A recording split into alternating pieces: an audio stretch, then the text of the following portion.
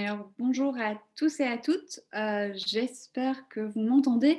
On va juste attendre Delphine Cochet, qui est la CEO de Ma Bonne Fée. Moi, je suis la formatrice pour ce webinaire, mais nous allons attendre Delphine bon, super si vous m'entendez, pour lancer le webinaire. Elle ne devrait pas tarder, donc je vous propose juste quelques petites secondes d'attente et puis on pourra commencer.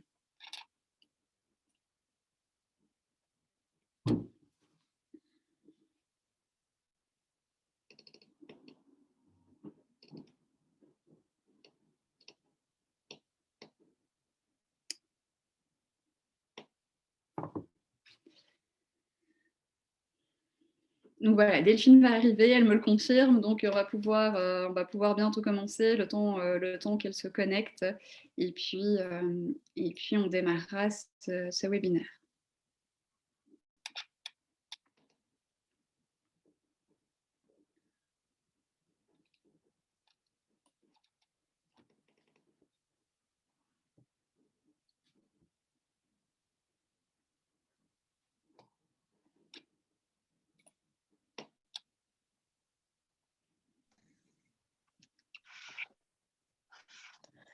Bonjour à toutes et tous.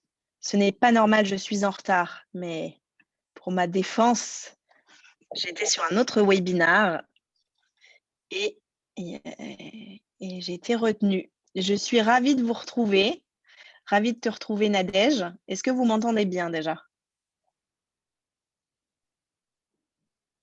Oui, je vous entends bien, super. Donc bonjour à toutes et tous.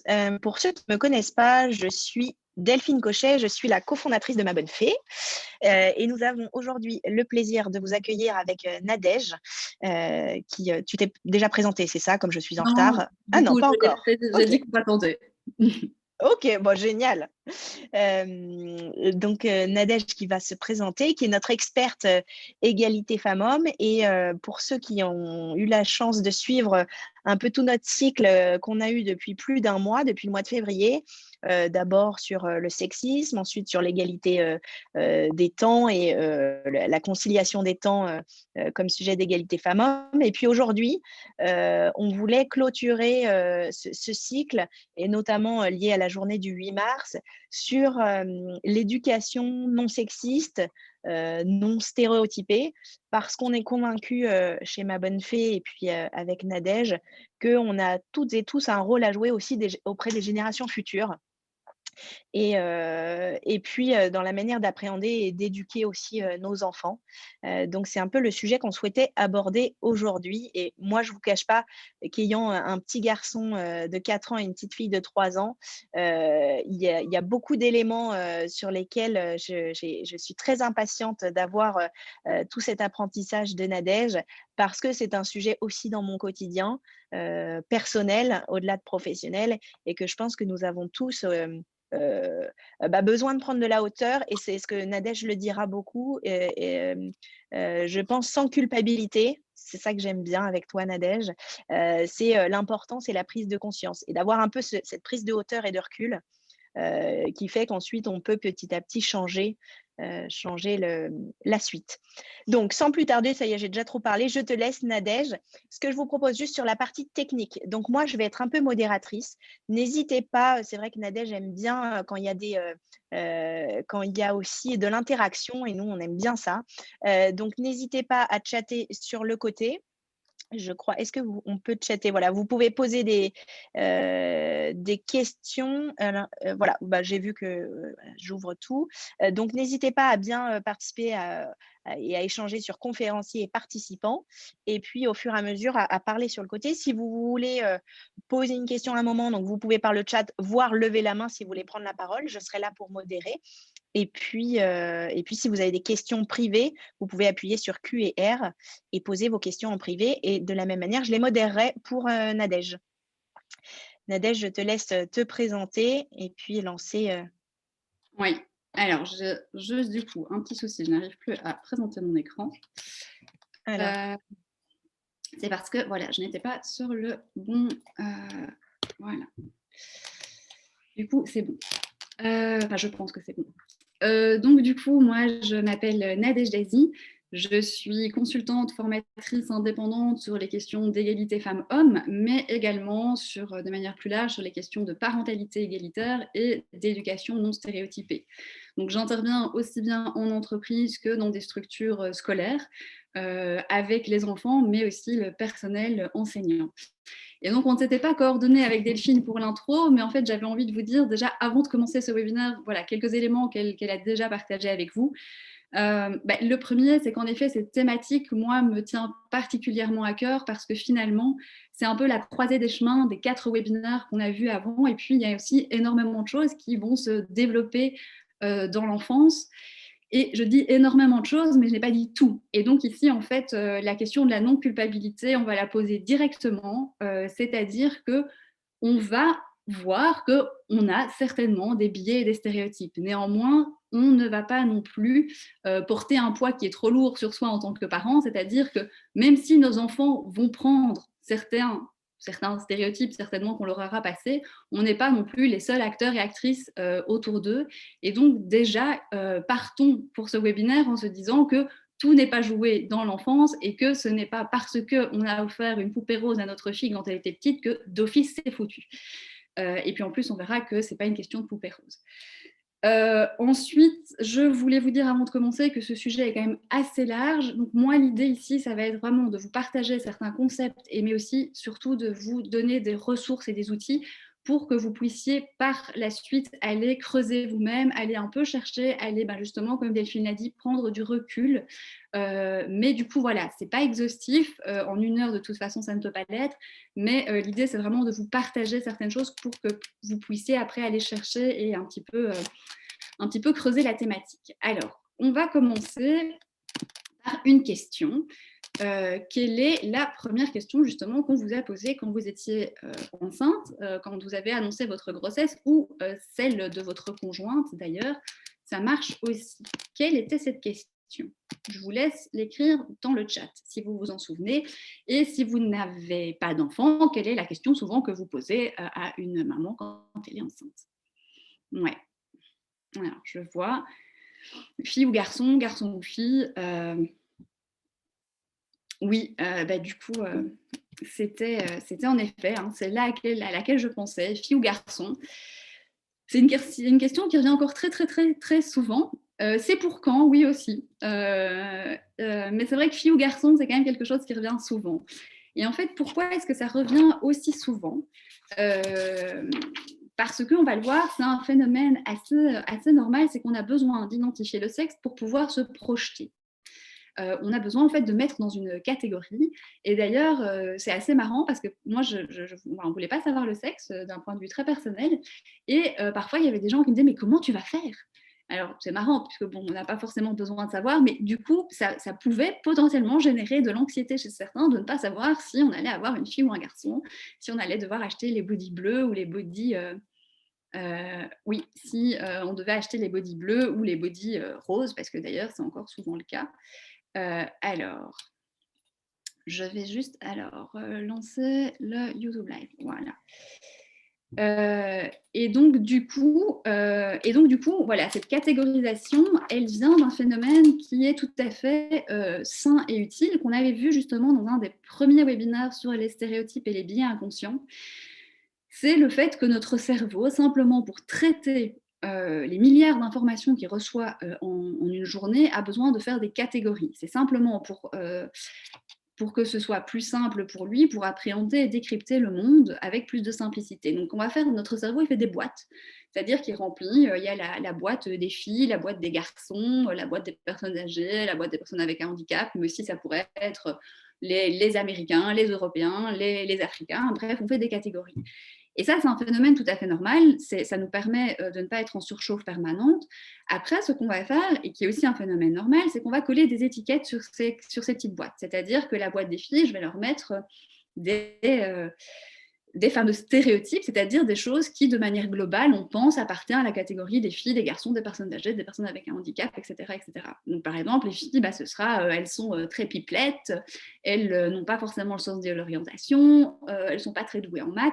Les garçons, à l'inverse, aiment beaucoup les sciences, aiment bien le ballon, sont beaucoup plus fonceurs, ils sont plus remuants, etc. Donc, vous avez un peu compris l'idée. On colle cette étiquette. Et ici, déjà, le premier constat qu'on peut faire, le premier renseignement, c'est qu'en fait, vu que ça part d'un phénomène neuronal tout à fait sain, en fait, ça va être compliqué de se prémunir de ces stéréotypes parce qu'en fait, on va tous en avoir. Donc, l'idée, ce n'est pas de se dire, moi, je n'ai pas de stéréotypes, et l'idée, c'est pas de se dire, je veux vivre sans stéréotypes. L'idée, c'est de reconnaître déjà qu'on en a. Et une fois... Ok, alors Delphine, je pensais que je l'avais fait. Alors, Désolée, je lui glisse dans l'oreillette qu'on a un petit problème technique parce que le YouTube Live ne suit pas. Donc, je me suis permise de couper Nadège. alors, Normalement, si tu fais plus et tu peux lancer sur YouTube Live parce que certains d'entre vous sont aussi également en parallèle sur YouTube Live. Si tu fais plus. Bon, sinon on sera sur le replay. Je Hop. vais plus. Petit live direct. Ouais, du coup, sélectionner un compte, donc je prends le mien. Oui, voilà. Et après, tu peux choisir ma bonne fée sur le YouTube. Non, j'ai que mes comptes. Non, tu l'as pas. Non, j'ai que Ok, mes comptes. bon, bah écoute, c'est pas grave, on va continuer comme ça. Donc, je te laisse reprendre je te laisse reprendre la suite. Oups. Merci Nadège. Désolée. Donc, du coup, donc on disait nos catégories. Et donc, oui, ce que je disais, c'est qu'on sera tous et toutes stéréotypés et on a des biais, il faut les accepter. Alors, ce qu'on va devoir faire, par contre, après les avoir acceptés, c'est d'essayer de poser des actions positives pour les déconstruire aussi bien pour soi en tant que parent, mais aussi pour nos enfants. Alors, je vois qu'il n'est pas... Alors finalement, de quoi est-ce qu'on parle? Parce que là, on a dit qu'on avait collé des étiquettes, et ces étiquettes, en fait, c'est les stéréotypes. Et ici, je vous partage une définition que je trouve assez pertinente quand on parle d'éducation non stéréotypée, qui décrit les stéréotypes comme l'ensemble des croyances et des constructions intellectuelles intériorisées, à peu près toujours à notre insu, qui sont transmises dans le biberon de la culture et de la langue et qui forment le fond de nos idées, nous indiquant par exemple, avant même que nous y réfléchissions, ce qu'est une femme. Donc ça, ce sont les stéréotypes. Jusque-là, on va dire tout va bien. C'est-à-dire qu'on est sur un processus normal qui nous permet de finalement comprendre le monde et de nous déplacer sans trop de complexité.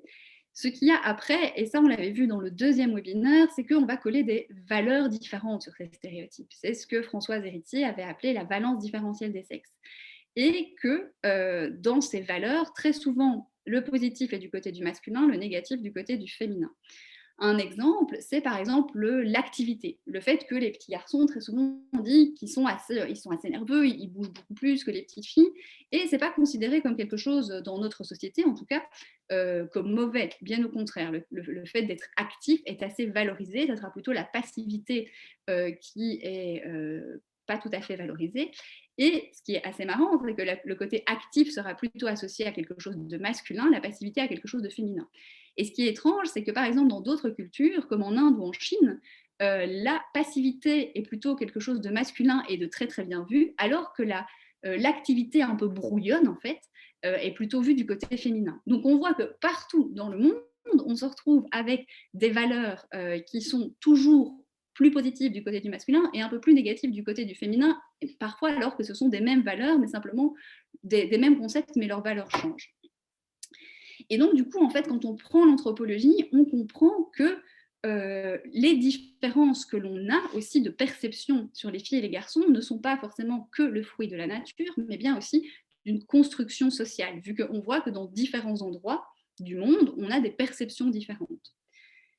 Et un autre exemple aussi pour vous parler de cette valence différentielle qui est quand même en fait ce qui vraiment va poser problème dans la question des stéréotypes, elle remonte à très très loin. Parce que si on remonte à Aristote, Aristote, il pensait, et ce qu'il partageait, c'était en termes, par exemple, de reproduction, que la femme était finalement le bocal dans lequel l'homme pouvait déverser son sperme qui contenait quoi? L'humanité, l'intelligence, la croyance, mais aussi les religions.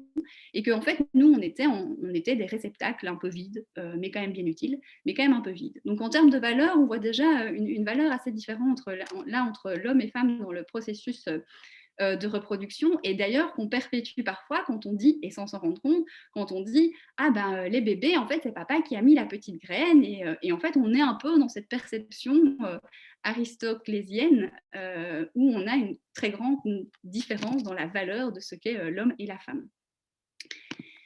Un autre exemple aussi de cette valeur différente et de cette conception sur la reproduction que je trouve assez intéressante, c'est un contexte beaucoup moins rigolo, qui sont les génocides, par exemple, d'ex-Yougoslavie et au Rwanda. C'est-à-dire que les viols qui ont été considérés comme des armes de guerre ont violé les femmes parce que, par exemple, les musulmans violaient les chrétiennes, ou les chrétiens violaient les musulmanes, ou les Tutsis, les Hutus, parce qu'on pensait que les hommes pensaient qu'ils allaient donner leur religion à ces enfants-là. Donc on voit vraiment cette balance différentielle, et sans passer par Aristote ou encore les génocides, on la remarque simplement dans la valeur aussi de nos métiers, où on sait maintenant très clairement aussi qu'il y a des métiers féminins qui sont considérés comme féminins, qui sont moins rémunérés. Et d'ailleurs, ce qui est assez intéressant, c'est de voir que quand un métier se féminise, eh bien en fait, il est moins payé. Donc ça, c'était pour la petite anecdote, mais qui, je pense, est intéressante vraiment pour comprendre ce principe. Alors, ce qu'il faut voir, c'est que en fait, les stéréotypes, je vois qu'il manque un R à stéréotype, donc c'est ce que je vous disais, c'est qu'on est tous et toutes concernés. Et en fait, la psychologie sociale a commencé les études il y a plus ou moins une quarantaine d'années pour nous montrer, en fait, que qu'on le pense ou non, on a des stéréotypes, et ce, dès la naissance, et voire même avant que nos enfants naissent. Donc il y a par exemple une série d'études qui a fait dans les années 70 où on avait interrogé une trentaine de couples 24 heures après la naissance de leur enfant, où on avait pris des enfants qui avaient plus ou moins les mêmes caractéristiques physiques, c'est-à-dire le poids et la morphologie plus ou moins la même. On leur avait demandé de décrire, de décrire leurs enfants. Et pour la plupart des parents avec un petit garçon, ils avaient dit qu'ils étaient grands, qu'ils étaient costauds et qu'ils avaient les traits déjà bien marqués, alors que pour les petites filles, les mots qui ressortaient, c'était plutôt mignonne, petite et les traits fins.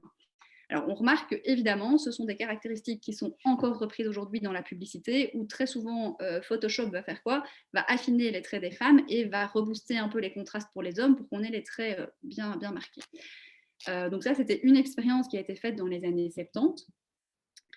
Il y a eu une autre expérience qui a été faite aussi, où on avait mis un enfant tout seul, et on avait demandé à un groupe d'adultes. Donc à un premier groupe, on avait dit que cet enfant était une fille, au deuxième groupe, on avait dit que c'était un garçon. À un moment, l'enfant pleure, on demande aux deux groupes pourquoi pensez-vous que cet enfant pleure. Et alors, ce qui est extrêmement marrant, interpellant, on va dire, c'est que de manière assez générale, ceux qui pensaient avoir une fille devant eux ont dit elle pleure parce que certainement elle a peur, alors que pour un petit garçon, c'était parce qu'il est en colère. Alors, ces expériences, vous allez me dire, c'est les années 70, on a quand même beaucoup évolué, les choses ont changé, je suis tout à fait d'accord avec vous. Néanmoins, il y a quand même des études qui ont été faites ces 5 dernières années aussi, par exemple sur les pleurs des bébés.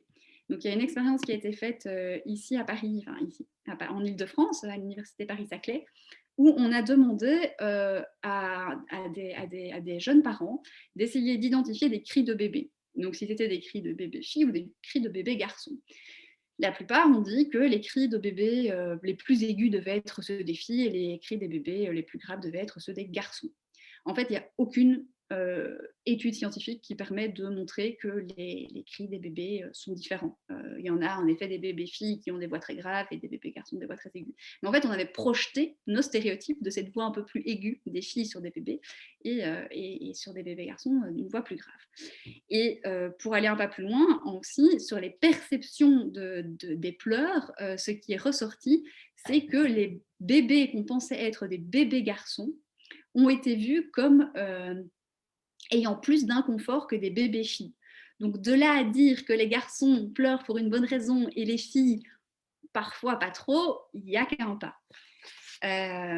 Donc ce qu'on voit en fait, c'est qu'il voilà, y a des études, et il y a aussi une autre étude, mais là je vous renvoie vers la vidéo, ça s'appelle No More Boys and Girls, qui a été publiée il y a quelques années par la BBC, où vous verrez aussi de manière très très claire que quand on est face à ce qu'on croit être un bébé garçon, on va lui donner plutôt des jeux qui sont des jeux qui stimulent la motricité, qui stimule plutôt la perception, etc. Alors que quand on est sur ce qu'on croit être un bébé-fille, on va plutôt lui donner des jeux assez doux, des peluches, des poupées, etc. Et à son insu. Je vous invite vraiment à voir la vidéo. Les personnes qui ont fait cette expérience, en fait, ne se sont pas du tout rendues compte de ce qu'ils faisaient.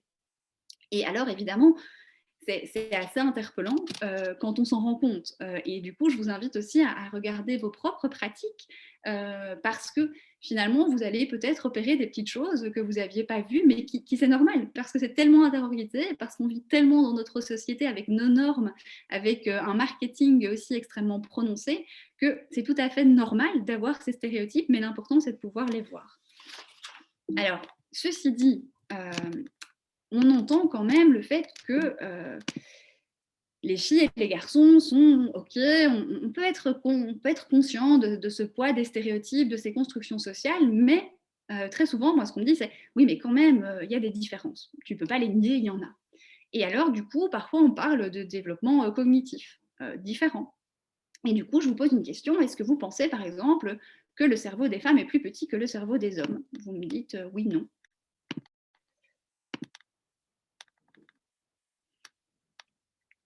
Oui, non. Alors, ouais, il y a beaucoup de noms et puis il y a eu une question, en effet. Alors, la réponse, c'est oui. En moyenne, le poids d'un cerveau de femme, c'est plus ou moins 1200 grammes. Le poids d'un cerveau d'homme, c'est plus ou moins 1350 grammes. Donc, on a un delta de 150 grammes, c'est pas énorme. Mais néanmoins, ça a fait dire au début de la neuroanatomie à certains scientifiques hommes qui étaient baignés aussi dans leur culture et donc qui aussi étaient stéréotypés, parce que ça, il faut aussi savoir, c'est que les scientifiques le sont aussi, qui s'est demandé donc, si la petitesse du cerveau de la femme ne dépendait pas exclusivement de la petitesse du corps. Donc, en effet, parce que de morphologie, les femmes sont un peu plus petites, leur cerveau serait proportionnellement un peu plus petit. Mais il a ajouté, il ne faut quand même pas perdre de vue que la femme est en moyenne aussi un peu moins intelligente que l'homme. Donc là, c'était Paul Broca, en 1861, qui est vraiment le père de la neuroanatomie et qui a du coup posé ce fondement que les filles et du coup les femmes plus tard étaient quand même un peu moins intelligentes du fait de leur cerveau un peu plus petit. Évidemment, actuellement, les études des cerveaux qui ne se font plus sur du formol comme à l'époque, mais bien sur des cerveaux vivants, humains de vivants, a montré qu'il n'y a aucune corrélation entre le poids et l'intelligence, et surtout que chaque cerveau est unique. C'est-à-dire qu'on peut chercher, on ne trouvera jamais d'études, en tout cas à l'heure actuelle, d'études scientifiques qui nous disent qu'il y a des cerveaux de filles et des cerveaux de garçons. On a tous un cerveau différent. Et ce que les études aussi nous ont montré récemment, et là je vous invite à aller lire l'ouvrage de Catherine Vidal, Le cerveau a-t-il un sexe, c'est que on a tous des cerveaux différents, mais qu'il y a un phénomène qui s'appelle la plasticité cérébrale. Parce que vous savez que quand nos enfants naissent, ce sont des êtres au cerveau assez immature, contrairement à d'autres animaux de l'espèce humaine qui sont beaucoup plus débrouillards que nos enfants à nous. Nos bébés ont un cerveau immature et en fait, il n'y a que 10% des connexions entre leurs neurones qui sont présents à la naissance. Ce qui veut donc dire que 90% vont se construire en grandissant. Et ici, on est à la base vraiment de quelque chose d'extrêmement important. C'est-à-dire que les capacités de connexion entre les neurones, elles, ça, c'est lié à de l'inné. Le fait qu'on est en capacité de faire des connexions, c'est de l'inné. Il y en a qui, ça va être génétique, il y en a qui peuvent le faire plus ou moins vite. Par contre, ce qui est bien de l'acquis, ça va être la réalisation effective de ces connexions. C'est-à-dire que si on donne à nos enfants et quand je dis on, c'est les parents, l'environnement, la société, les instituts, enfin, c'est dans son ensemble, c'est pas juste nous, parents, qui portons tout ça. Si en fait on leur donne la capacité de faire ces connexions, ils sont tout à fait en capacité de les faire. Filles ou garçons, monter sur un skateboard par exemple, ça va demander un certain équilibre, aussi une connexion entre sa vue, ses bras, ses pieds. Filles et garçons sont en capacité de le faire. Ils peuvent faire les connexions, enfin les synapses peuvent se créer. Par contre, est-ce qu'on leur a donné la capacité de créer ces connexions synaptiques qui vont leur permettre de le faire? Ça, c'est l'autre question. Et un pas plus loin, alors souvent on me dit ok, développement cognitif, d'accord, ça va. Mais quand même, il y a la question des hormones. Alors celle-là, elle revient très souvent. Moi, je n'ai pas une base de scientifique. Par contre, il y a des gens qui ont ces métiers et qui le font très bien. Et là, je vous invite vraiment à écouter un podcast qui est extrêmement intéressant, qui s'appelle Méta de choc. Et un de ces épisodes en particulier qui a interviewé Odile Fillot, qui est donc une chercheuse en études sociales des sciences. Et Odile Fillot va pendant, alors il faut avoir le temps parce que c'est 4 fois 1 heure, mais vraiment ça vaut la peine, va déconstruire un petit peu tous ces mythes autour de l'homme qui viendrait de Mars et la femme de Vénus, qui ont été donc véhiculés par le fameux ouvrage déjà il y a une vingtaine d'années, mais qui restent encore très présents sur finalement cette naturalisation des différences. Et ici, Odile Fillot, dans ce podcast, eh bien, elle nous explique que non, la testostérone ne va pas rendre les hommes forcément plus agressifs et sexuellement plus actifs, et que non, l'ocytocine ne rend pas les femmes plus douces et empathiques. Donc ici, moi, je ne vais pas m'attarder là-dessus, c'est ce que je vous disais en introduction, je ne suis pas scientifique, ce n'est pas mon domaine, mais je vous invite vraiment à aller écouter ce que des scientifiques, du coup, qui ont vraiment cherché et ont eu vraiment cette rigueur scientifique d'aller creuser cette question-là, ont pu dire sur le sujet, parce que c'est extrêmement intéressant. Alors, ceci dit, vous allez me dire, bon, ok, pas de différence cognitive, pas de différence hormonale. Néanmoins, il suffit d'aller dans un bac à sable, une plaine de jeu, une cour de récré, pour voir que finalement, les garçons jouent majoritairement au même jeu et les filles majoritairement au même jeu, mais de manière séparée. Et ici intervient le concept de la menace du stéréotype. Alors, qu'est-ce que c'est que cette menace du stéréotype? C'est que, en fait, même infondée scientifiquement, les stéréotypes finissent finalement par modeler la réalité qu'ils présentent décrire. Donc, en fait, c'est un peu une sorte de prophétie autoréalisatrice. C'est-à-dire qu'on va se conformer à l'image qui est projetée de nous par la société, on va finir par l'intégrer. Et ce, en fait, dès un âge très jeune. Chez les enfants, on a une intériorisation et une appropriation des stéréotypes qui se fait plus ou moins en 3 temps. On a d'abord la fameuse catégorisation dont on a parlé, qui chez les enfants se fait autour de 18-24 mois. Donc ils vont catégoriser hommes, femmes, donc ils vont faire leur catégorie. Très souvent, quand ils sont tout petits, ils le font sur base de critères surtout physiques. Les longs cheveux, ça va être des femmes, donc parfois ils sont un peu perdus d'ailleurs. S'ils voient un homme avec une jupe, là ça va être un peu compliqué parce que ça brouille les codes. Donc on a le premier élément de cette intégration intériorisation des stéréotypes, ça va être la catégorisation. Ensuite, la prise d'exemple. Qu'est-ce que je vois autour de moi? Comment mes parents se comportent-ils? Comment le personnel de crèche, d'école se comporte aussi avec les filles, avec les garçons? Quels jeux sont proposés? Avec les livres aussi, ce qu'on peut voir dans les livres, quels sont les modèles?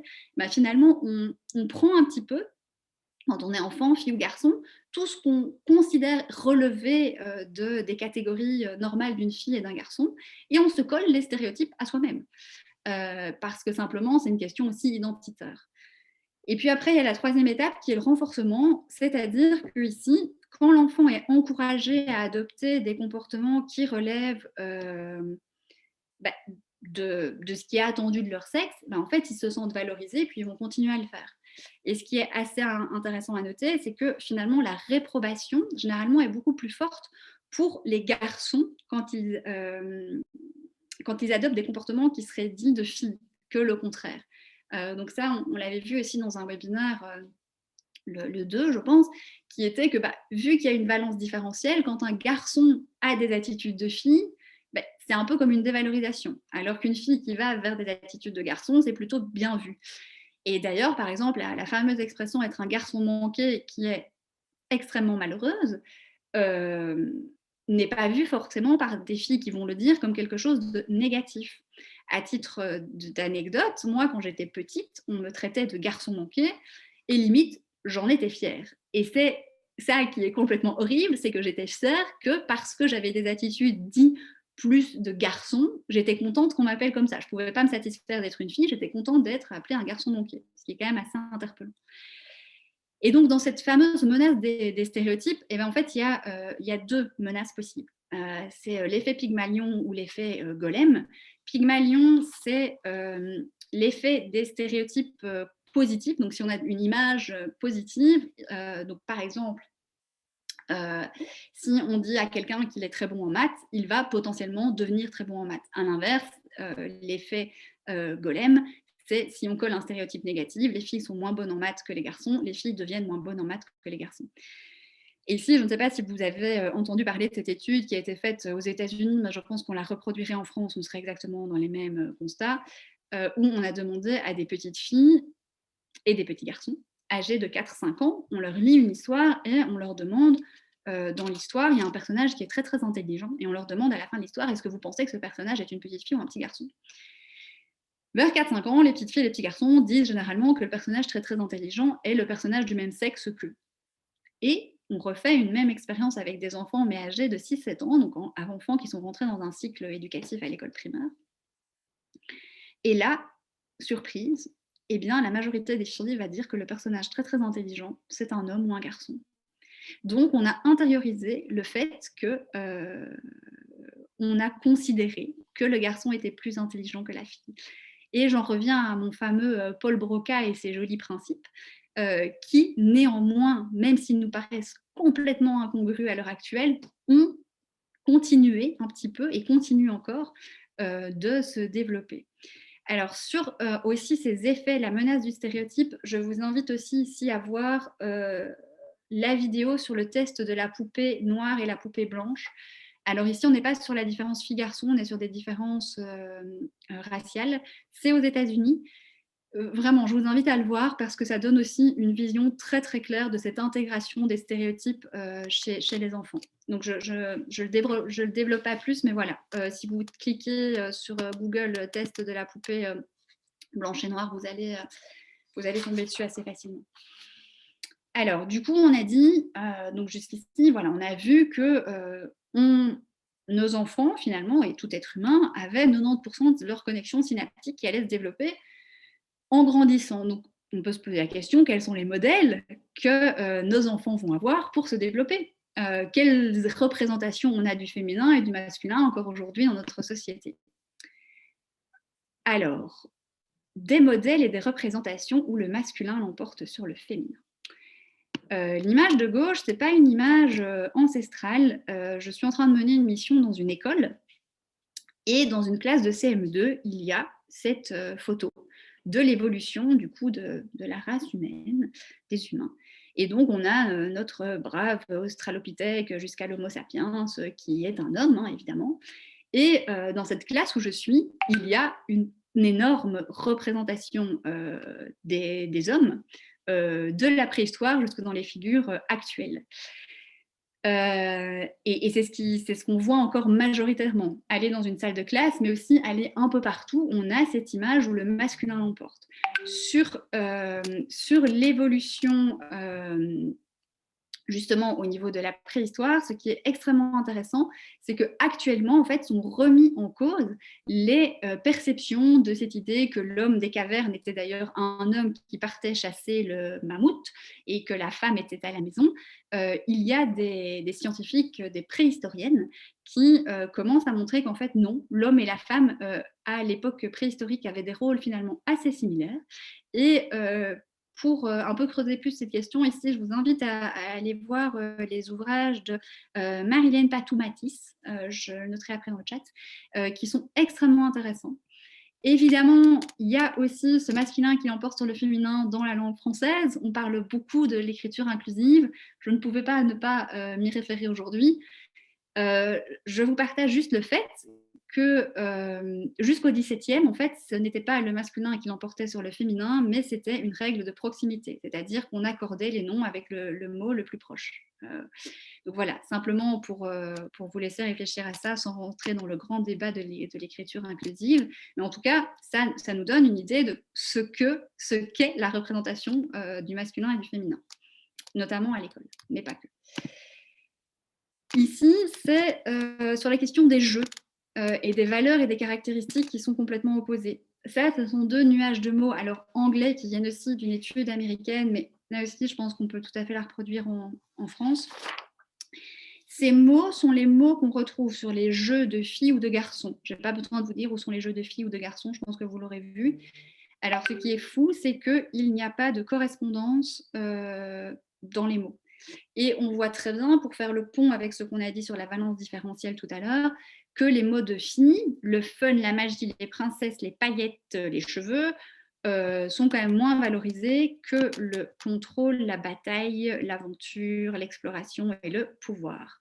Évidemment, on ne peut pas ne pas faire le parallélisme avec ce qui se passe dans la vie adulte, mais en tout cas, on voit déjà qu'on est sur des univers complètement différents. Donc pourtant, on part d'enfants, de bébés qui avaient à la base des capacités tout à fait similaires et qu'on va complètement différencier avec des univers, notamment de jeux, différentes. Alors, heureusement, il y a quand même une grosse tendance actuellement à avoir des choses qui sont beaucoup plus neutres, mais on a quand même cette différence-là.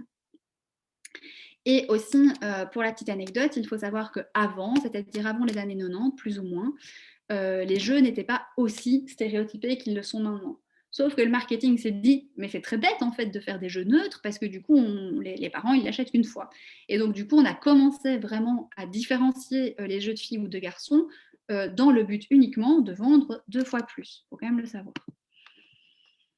Alors, sur les activités, même constat, quels sont les modèles qu'on offre aux filles et aux garçons? Et à chaque fois, vous allez me dire, oui, mais bon, c'est très stéréotypé. Oui, je suis d'accord, mais c'est quand même une norme. Et les choses changent, mais changent lentement.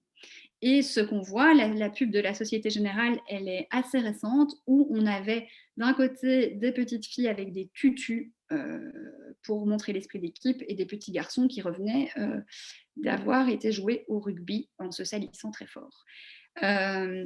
Et du coup, ici, qu'est-ce que ça représente, la danse? La danse classique, je ne sais pas si certains ou certaines de vous en ont fait, mais la danse classique, c'est un sport extrêmement rigoureux, d'intérieur, où on doit avoir un contrôle de soi extrêmement fort, puis en plus un rapport au corps qui est quand même assez particulier, même si là aussi les standards commencent à changer.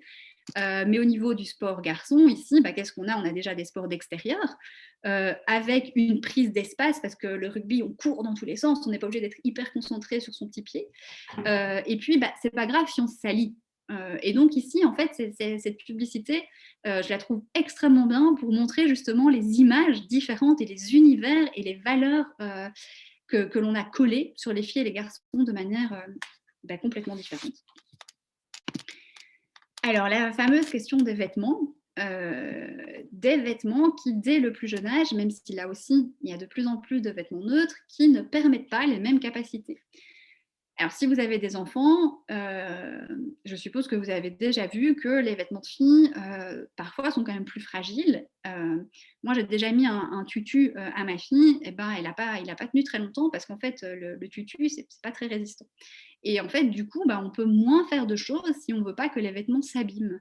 Et en fait, dès le plus jeune âge, les vêtements, cette catégorisation des vêtements nous montre que, là aussi, complètement inconsciemment, on va potentiellement permettre plus à nos garçons de bouger simplement parce qu'ils seront plus à l'aise dans leurs vêtements que les petites filles. Pour l'anecdote aussi, moi j'ai une petite fille de 3 ans, je suis souvent obligée d'aller dans les rayons garçons parce que ma petite fille ne supporte pas les pantalons qui la serrent. Et bien à 3 ans, dans les magasins, on trouve déjà principalement des leggings. C'est juste une anecdote, mais je trouve que c'est quand même assez révélateur. Et les leggings, elle ne supporte pas parce qu'en fait, elle ne sait pas se plier dans tous les sens. Et donc, du coup, on a aussi ce modèle de vêtements qui, indirectement, empêche les enfants de se développer de la même façon. Alors, pour la petite anecdote, il y a une collection aussi qui essaye un peu de casser les codes, c'est Pourquoi Princesse, que vous connaissez peut-être aussi en matière de vêtements. Il y en a certainement beaucoup d'autres, mais voilà, c'est à elle que je pense là. qui peut être intéressante à investiguer. En termes de modèles encore très différents, on a des projections de vie différentes. Alors cette affiche, au début, j'ai pensé qu'elle n'était pas réelle, que c'était pas réel. J'ai cru que c'était en fait un truc pour les stéréotypes, fait exprès pour des consultantes comme moi. Pas du tout, c'est des vraies affiches qui ont été publiées il y a quelques années en Belgique. Le Forum, c'est un peu le pôle emploi belge. Je pense que ça se passe de commentaires. On voit aussi que ce qu'on projette en termes finalement de projection sur le long terme des filles et des garçons, là aussi est très différent, et la valeur aussi des métiers est extrêmement différente. Et finalement, pour finir ce petit tour d'horizon, c'est un peu la cerise sur le gâteau. Je ne sais pas si vous la connaissiez, la fameuse taxe rose. C'est-à-dire qu'en plus de séparer les univers, en fait, les jouets de filles et les objets aussi après de femmes, exactement similaires à ceux des hommes ou des garçons, coûtent plus cher. Donc ça, c'est un peu la cerise sur le gâteau.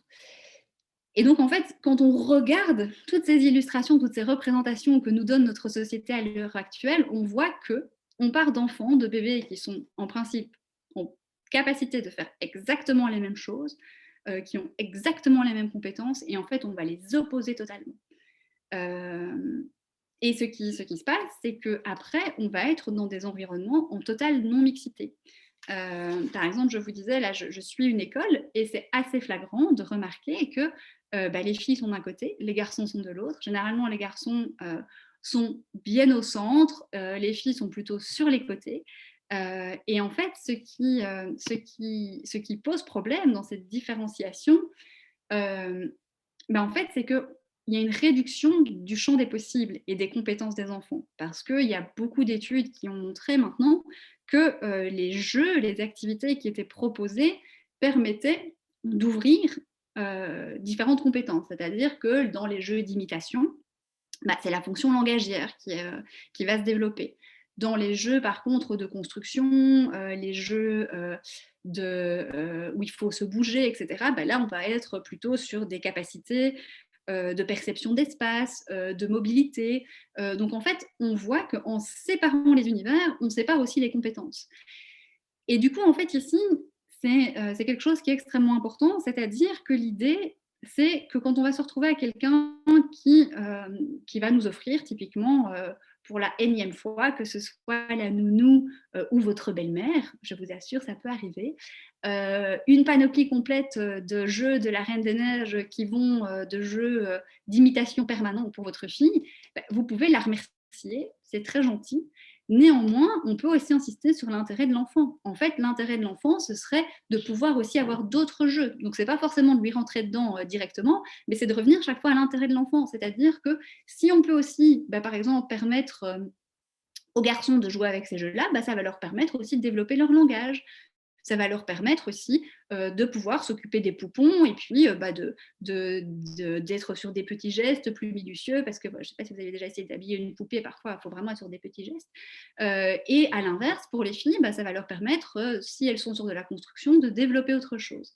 Et donc ici, c'est vraiment l'idée, c'est de pouvoir en fait sortir les enfants de modèles avec des carcans et de leur ouvrir le champ des possibles et donc des compétences.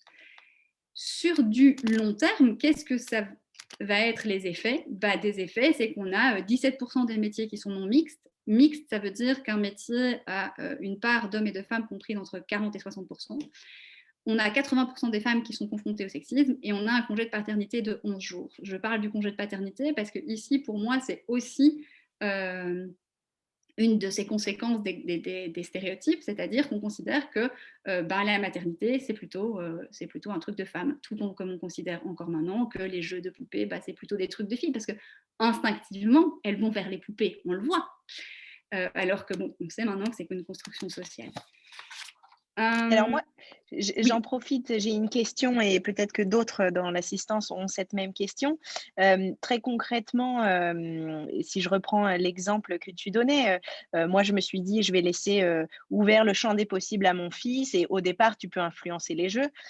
Donc j'ai offert, poupées, pour voilà, laisser le champ libre, et puis en fait, mes enfants de 3 et 4 ans, tu te rends compte qu'au final ma fille ne joue qu'à la poupée, mon fils veut faire que des petits Lego, et que j'essaye de faire l'inverse, mais en fait, ils font ça comme ça. Donc, à quel moment, en fait, tu te dis: «Bon, bah, j'ai fait mon rôle» mais il y a peut-être aussi tout l'entourage autour qui influence? Et ben exactement, beh, c'est parfait parce que ça me donne, exactement, de quoi rebondir sur cette slide. C'est que, on ne va pas les empêcher à un moment d'avoir des comportements stéréotypés. Parce que c'est ce qu'on a dit au début. Alors, on aimerait bien en tant que parents, pouvoir avoir une totale maîtrise sur ses enfants. Ben c'est pas le cas. Et puis je pense que plus ils grandissent, moins on va en avoir. Parce que de toute façon, nos enfants, finalement, ils passent plus de temps à la crèche et à l'école parfois qu'avec nous. Et l'environnement et la société restent stéréotypés, restent très sexistes. Et donc ici, le but, c'est de proposer plus que de censurer, et c'est d'ajouter plutôt que de retirer. Donc, et ça va être, c'est ce qu'on disait, d'avoir une attitude active dans le sens où il ne suffit pas de ne pas leur dire de ne pas jouer, donc d'interdire par exemple des garçons de jouer aux poupées. Il va falloir chaque fois les encourager, ouvrir les champs des possibles, tout en les laissant faire leur propre choix. C'est-à-dire qu'on ne va pas forcer un garçon à jouer à la poupée. Si à un moment il n'a pas envie, il n'a pas envie. Néanmoins, ce qui est important, c'est de lui avoir donné le choix, de lui avoir expliqué que, ok, nous, dans la maison, il y a des poupées, il y a des Legos, il y a de la construction, il y a des puzzles, que sais-je. Tu as le choix et tu as le droit de jouer avec tous ces jeux-là. Et du coup, en fait, c'est de les accompagner à prendre du recul. Et quand il nous dit, moi, ma fille, elle est sur une période du rose. Moi, je veux que des t-shirts roses, me dit-elle. Ok, mais pourquoi? Pourquoi est-ce que tu veux pas du bleu? Pourquoi est-ce que tu veux pas des t-shirts à rayures, etc. Pour le moment, c'est du rose. Mais le fait, en fait, de lui apprendre à prendre du recul aussi sur ses propres décisions et ses propres choix va permettre de développer son esprit critique sur le long terme. Donc c'est quelque chose qui, c'est pas grave si elle aime bien le rose. Je ne vais pas la forcer à mettre du bleu. De toute façon, je n'arrive pas à forcer ma fille à faire quelque chose. Mais voilà, mais en tout cas de lui montrer que c'est possible. Et puis aussi, il faut leur faire confiance à nos enfants parce que l'idée, c'est qu'à partir du moment où on leur a montré un champ des possibles, qu'ils étaient en toute légitimité de faire des choses, qu'ils soient filles ou garçons, à un moment aussi, bah, c'est des êtres intelligents qui vont pouvoir être armés de cet esprit critique pour pouvoir faire leur propre choix. Mais qu'ils vont passer par des périodes stéréotypées, ça, c'est sûr. Et c'est pas forcément parce qu'on a loupé un truc en tant que parent, mais c'est parce que notre société aussi est extrêmement stéréotypée. Et je vous ai mis en termes d'exemple, je ne sais pas si vous connaissez les petits dépliants de Maman Rotarde, qui sont, je trouve, très chouettes, pour montrer justement aux enfants tous les possibles pour les garçons et pour les filles. Donc, c'est des petits dépliants, il y a les filles et les garçons. Les filles peuvent-elles se battre? Et elle a mis en fait des images avec des filles qui se battent, des garçons qui aiment bien le rose, etc. Alors, je vois qu'il y a une question. Est-ce que l'éducation nationale est sensibilisée? Ma fille de 4 ans étudie le voyage à travers le monde. Elle a appris une chanson, Les Petits Chinois, avec des personnages masculins pâles et aux yeux brisés.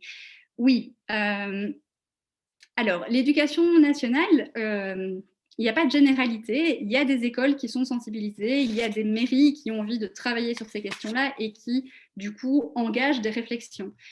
Est-ce qu'elles devraient être sensibilisées? Oui, évidemment. Il y a aussi des cours qui sont prévus dans les curriculums, mais je ne peux pas vous dire que c'est de manière générale. Non, il y a des démarches plus ponctuelles qui sont mises en place. Après, c'est ce qu'on disait, c'est que c'est à vous aussi, en tant que parent, d'aller interroger les enfants, par exemple, bah, sur cette chanson des petits Chinois avec des personnages masculins aux yeux bridés, bah, voilà, de pouvoir aussi en discuter avec elles quand elles rentrent à la maison. Malheureusement, l'éducation nationale ne va pas changer tout de suite. Néanmoins, il y a des initiatives vraiment intéressantes qui se mettent en place. Alors, comme on a vu que les stéréotypes étaient différents, et je me dépêche parce que je vois l'heure qui passe, en fait, l'idée, ça va être d'avoir des postures différentes si on a des filles ou des garçons. Pour les filles, bah, il va falloir les pousser un petit peu, ou en tout cas, pas les pousser, mais les inviter à aller vers des univers masculins. Donc, dans les jeux, construction, voiture, jeux en plein air, parce qu'aussi souvent on est sur du jeu intérieur. Dans les attitudes, valoriser, reconnaître les attitudes puissantes, courageuses et audacieuses. On dirait que c'est stéréotypé, mais je vous assure que généralement, les commentaires de ce type sont plutôt pour les petits garçons. Et dans les postures, éviter de systématiquement les inviter à se montrer trop conciliantes. Exemple, hier, j'étais dans une école, donc, et il y a un petit garçon qui pique la chaise d'une petite fille, et l'éducatrice lui dit, mais peu importe le prénom de la petite fille, mais laisse-le s'asseoir. Et moi, je regardais et je me disais, mais pourquoi est-ce que c'est la petite fille qui doit laisser sa chaise au petit garçon alors qu'il vient de lui piquer? C'est pas juste. Donc du coup, il ne faut pas non plus toujours leur demander d'être conciliantes, ou en tout cas le faire de la même manière pour un petit garçon. Les complimenter aussi sur autre chose que l'apparence, très souvent c'est oh, t'es trop mignonne, et les autres aussi vont le faire, bah, c'est compenser. Si chaque fois qu'on voit votre fille, on lui dit ah, mais t'es trop mignonne, bah, ça va être de pouvoir aussi la féliciter. Mais oui, mais en fait, moi j'adore, t'es super courageuse, mais quelle petite fille avec plein d'audace et de courage. Et du coup, de compenser ça, parce que le t'es très mignonne, moi d'habitude, ça me fait bouillir dans la rue quand il y a des gens qui disent ça à ma fille. Et du coup, derrière, je me dis oui, mais t'es très courageuse et très très forte. Et donc voilà, de compenser un peu tout ça. De tolérer leurs turbulences. Alors ça, typiquement aussi, c'est quelque chose qu'on tolère moins chez les filles. Je vous redonne mon exemple de l'école, des temps d'observation. J'étais sur une sortie scolaire, 2 éducateurs, des garçons qui se tapaient dessus à longueur de temps, aucune remarque. Une fille fait le quart de la moitié de ce que les garçons ont fait, elle s'est fait cadrer 2 fois. Ben non, en fait. Ou alors on fait pareil avec les filles ou les garçons, mais en tout cas, on évite aussi d'être plus strict sur la turbulence. Avec la turbulence, je fais le lien aussi avec les vêtements. C'est vrai que parfois, les filles, quand elles ont des jupes, etc., on leur dit mais fais attention, on va voir ta culotte, etc. Et du coup, on les freine aussi un peu dans leur mobilité. Donc du coup, voilà, tout est un peu lié. Hein. Et puis revaloriser les univers féminins. J'avais vu que dans les commentaires, quand on a annoncé le webinaire, quelqu'un disait c'est pas mal d'être une princesse. Ben non, c'est pas mal d'être une princesse, sauf que qu'est-ce qu'on met derrière la princesse? Si vous lisez La princesse au petit pois, je ne sais pas si vous connaissez cette histoire, la princesse, c'est une personne délicate, fragile, etc. Donc si la princesse c'est ça, non. Par contre, une princesse, en effet, ça peut être quelqu'un qui est courageux, qui sait prendre des décisions, qui sait s'affirmer. Donc il faut aussi revaloriser ce qui est du domaine du féminin. Pour les garçons, à l'inverse, bah, ça va être d'encourager à aller vers des univers dits féminins. Donc les jeux d'intérieur, dinette, princesse, poupée. Il y a un travail à faire sur les émotions, parce que là, sur les émotions, on voit que les émotions des petits garçons qui sont quand même encore plus souvent acceptées, c'est la colère, le reste, on les invitera moins que les petites filles à verbaliser. Pour le faire, il y a un chouette jeu, les émotions, c'est de Bourgri-Brouillon, je le mettrai dans le chat après, qui vous permet en fait de voir les émotions filles-garçons.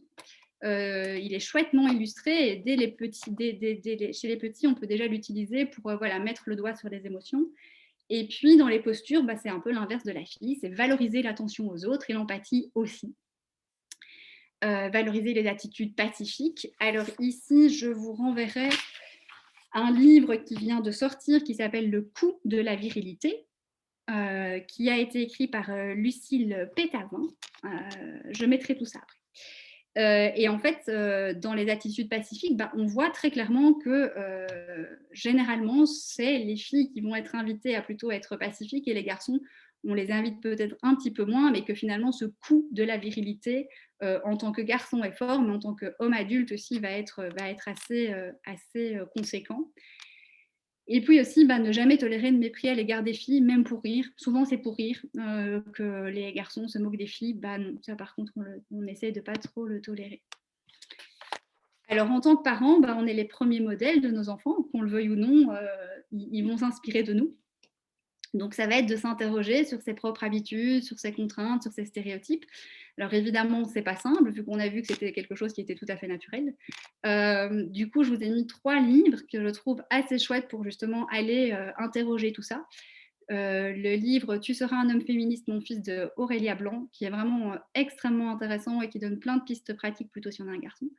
Le livre de Chimamanda Ngozi, ça c'est plutôt éducation féministe plutôt pour les filles, et Libérer, le combat féministe se gagne devant le panier de linge sale. Donc ça c'est pour aller creuser un peu ses propres stéréotypes aussi et puis revoir, voilà, s'interroger. Alors j'ai mis revoir sa propre organisation, partage des tâches. Alors ici, c'est pas dans le but de se dire faut absolument qu'on fasse tout bien à moitié, c'est plutôt en fait de trouver une solution qui nous aille à chacun. Si moi j'aime bien faire la vaisselle et que mon mari aime bien sortir la poubelle, ok, si moi ça ne me dérange pas de faire la vaisselle tous les jours. Mais du coup, c'est aussi de pouvoir en discuter en famille, de dire, bah voilà, tu vois, dans le partage des tâches, bah, papa il fait ça, maman elle fait ça, et puis nous ça nous va bien. Si ça nous va bien, hein, parce que si ça ne nous va pas, bah, on peut le dire aussi. faire attention au langage et repérer les stéréotypes et prendre position. Et en fait, c'est la dernière partie de la phrase qui, pour moi, est la plus importante, c'est prendre position, parce que, en fait, les enfants vont aussi être très attentifs à comment on réagit à ce qui est dit de manière très stéréotypée. Et puis après, déléguer, évidemment, oui, c'est difficile. Alors, je sais qu'il y a un livre qui va sortir. Je l'ai pas, alors j'ai plus les autrices en tête, qui sera justement un livre pour comment prendre position face un peu à tout le monde, c'est-à-dire la nounou qui fait une remarque, les profs, la caissière, bref, tous ceux qui se permettent de faire des remarques sur nos enfants d'ailleurs, et la façon dont les élèves. Et du coup, ça sera vraiment pour comment prendre position pour réagir à tout ce sexisme et toutes ces petites piques stéréotypées, et puis déléguer des tâches de manière indépendante de leur sexe. Donc je passe un peu vite, je suis désolée parce que je vois le temps qui file. Les amis, la seconde famille. Donc ici, vraiment essayer d'encourager les amitiés mixtes. Je sais que c'est pas évident, mais vraiment essayer de valoriser ces amitiés et de ne pas réduire les amitiés filles-garçons à des relations amoureuses. C'est-à-dire essayer de s'éviter de dire ah mais c'est ton petit amoureux, c'est ta petite amoureuse, parce que du coup, en fait, l'amitié fille-garçon, on a l'impression que ça n'existe pas, que c'est pas possible. Moi, j'y crois fondamentalement, mais le problème, c'est que comme on a collé tellement de choses sur ces amitiés mixtes, c'est compliqué. Mais que du coup, si on ne les favorise pas, on se retrouve en non-mixité totale, et qu'au collège, alors là, on arrive à l'apogée de je ne veux même pas parler aux garçons tellement ils sont cons, et les filles, c'est que des nunuches. On est plus ou moins à ça, parce qu'on a vraiment tellement favorisé la non-mixité qu'on arrive plus ou moins à ça. Et puis proposer des jeux non genrés quand on en a. Et du coup, en termes de jeux ou de livres non genrés, je vous donne quelques références. Alors, il y a une maison d'édition assez connue, Talent Haut. Généralement, leurs livres sont pas mal parce que ça bouscule assez bien les stéréotypes. Des livres qui déconstruisent les stéréotypes ou qui donnent des visions différentes. Il y a les fameux Histoire du soir pour filles rebelles ou Histoire pour garçons qui veulent changer le monde. D'ailleurs, on peut offrir l'histoire d'histoire des filles pour les garçons et le contraire. Si on se parlait, ça c'est de Andrea Bescon. C'est un petit livre qui permet justement d'aborder plein de sujets un peu compliqués sur les stéréotypes, sur les filles-garçons, sur le consentement avec les enfants. Il y a aussi Les garçons et les filles peuvent, qui est assez intéressant. Le magazine Chica, si vous avez des filles, ça présente des rôles modèles féminins. Les jeux de la collection Topla, qui visent vraiment à déconstruire les stéréotypes. En termes de ressources aussi, il y a Princesse si je veux, qui est celui tout à droite. Là, je vous invite à aller le googler. Vous verrez, il y a plein de ressources assez intéressantes. Et puis, ça ne sert à rien non plus de refaire complètement sa bibliothèque. On peut aussi se servir des livres et des jeux qu'on a pour aller interroger les stéréotypes et pourquoi est-ce que chaque fois, c'est le même personnage qui fait la même chose, etc. Et ça, c'est vraiment un peu la clé. C'est aller leur permettre de développer cet esprit critique-là. Et finalement, et je serai quand même dans les temps, l'idée, c'est d'être bienveillant et bienveillante avec nous-mêmes. On ne sera pas les seuls à éduquer nos enfants. La société reste stéréotypée. Ils vont passer par des phases de stéréotypes et c'est pas grave. Ce qui est important, c'est de leur avoir vraiment ouvert le champ des possibles, leur dire que tout était possible, qu'ils soient une fille ou un garçon, leur donner la possibilité aussi de le faire, les mettre dans des situations où ils sont en capacité de le faire, et puis d'être pragmatique et non dogmatique. C'est-à-dire que l'idée, c'est pas d'avoir encore une injonction supplémentaire en termes d'éducation, parce qu'on en a quand même pas mal.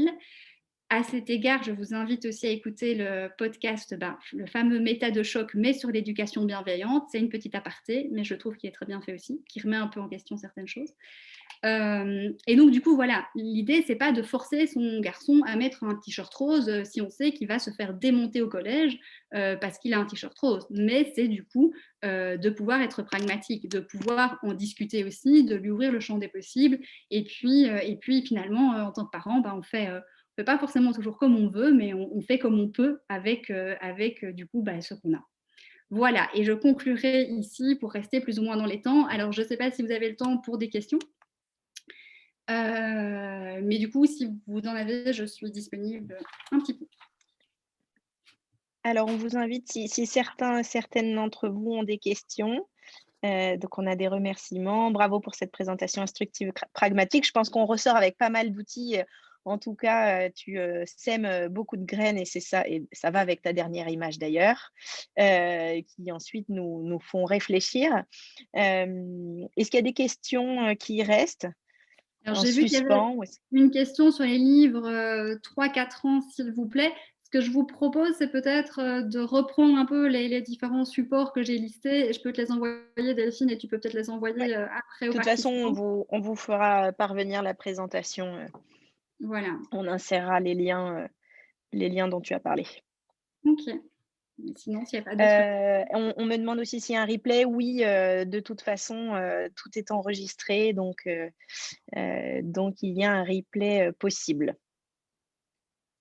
Voilà, bah, écoutez, merci à toutes et tous. On vous souhaite une excellente journée. On repart avec, plein de bonnes idées dans les bagages. Moi la première, je serais ravie de les appliquer et on vous remercie et on se donne rendez-vous, très bientôt de toute façon, Nadège, je n'en doute pas. Bonne journée à toutes et tous. Bonne journée.